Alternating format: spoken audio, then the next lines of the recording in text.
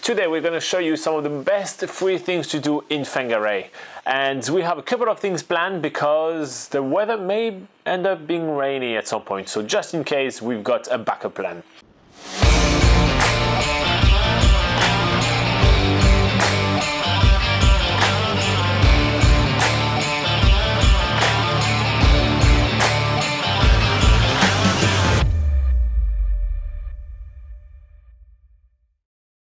Let's check out the Whangarei Falls.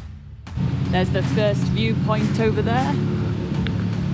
Whangarei Falls has to be one of the most accessible waterfalls in the country. From the car park, it's only about 5 seconds until you reach the first viewpoint of these amazing waterfalls.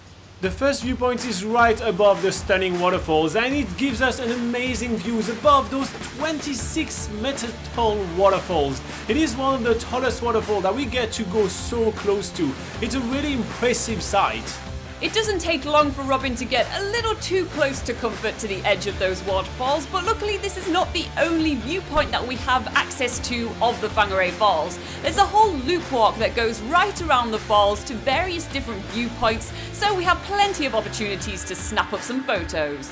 There's an awesome little footbridge which takes us across the Hatia River, which is the river that feeds into the Whangarei Falls. And from this footbridge we get some more awesome perspectives right on top of the waterfall, which is really cool. And then there's yet another viewpoint giving us plenty of photo opportunities, which I spend way too much time doing.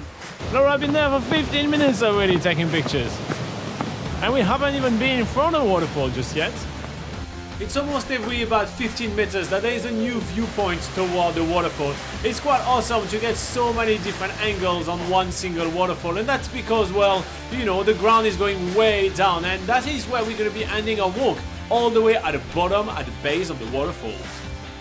The Whangarei Falls walk is 30 minutes only, so it's a super short walk with very easy step stairs, as well as very wide and well-maintained path. It's really an easy walk, so if you are traveling with the family or if you are not super fit, you will definitely enjoy that walk and it will not be too strenuous. We're passing through stunning native forest before arriving to a bridge that's crossing the river created by the falls. And this is where we're gonna get some of the best photo opportunities of the falls. There is the stream just right below us, there is the falls in the background, it just looks absolutely gorgeous. But the next stop on our walk is gonna get us super close to the waterfall and we just can't wait. So we are already back on the track, making our way toward the really up close base of the waterfalls. Once we reach the base, we see this awesome turquoise coloured pool filled with ducks, which is absolutely adorable. Look at that little duckling swimming along. And on top of the really awesome wildlife, there's also the scenery, which is totally amazing. There's so many different trees around us. There's moss clinging to all the rocks around the waterfall, and the waterfall itself is absolutely huge. Only the problem is that the spray from the waterfall is going all over my camera, so I can't take pictures of it close enough. Look over there, Laura. There's the waterfall over there. I know, it's very nice, but it creates quite a bit of spray. So I'm trying to take photos, but my lens is like dotty. Once Laura is done trying to take pictures of the waterfall, we are heading back toward the car park, but we want to check out a short walk, which is actually really awesome to do in Whangarei. It's about 3 hours long, it's very mellow, very easy, so it's a great way to spend an afternoon in Whangarei. It's called the Sands Road Loop. It takes about 3 hours, it passes through the A.H. Reed Quarry Park, as well as checking out, obviously, the Whangarei Falls. It looks like this, and if you guys are keen on doing it, you can find more information about it on BackpackerGuide.NZ. But for us, we are making our way back toward the car park and we are hiking back up the hill. The way uphill is obviously a little bit more strenuous than the way downhill, but you know, don't fear, it's actually an easy walk. It passes through beautiful native forest. We hear a ton of different birds because, you know, every New Zealand forest is filled with wildlife, which I really love. We hear some fantails, we hear some tui, and we even hear some bellbirds. Sadly, we don't see much of them because there is a ton of trees and they are all really high, so I'm pretty sure the birds are way far up.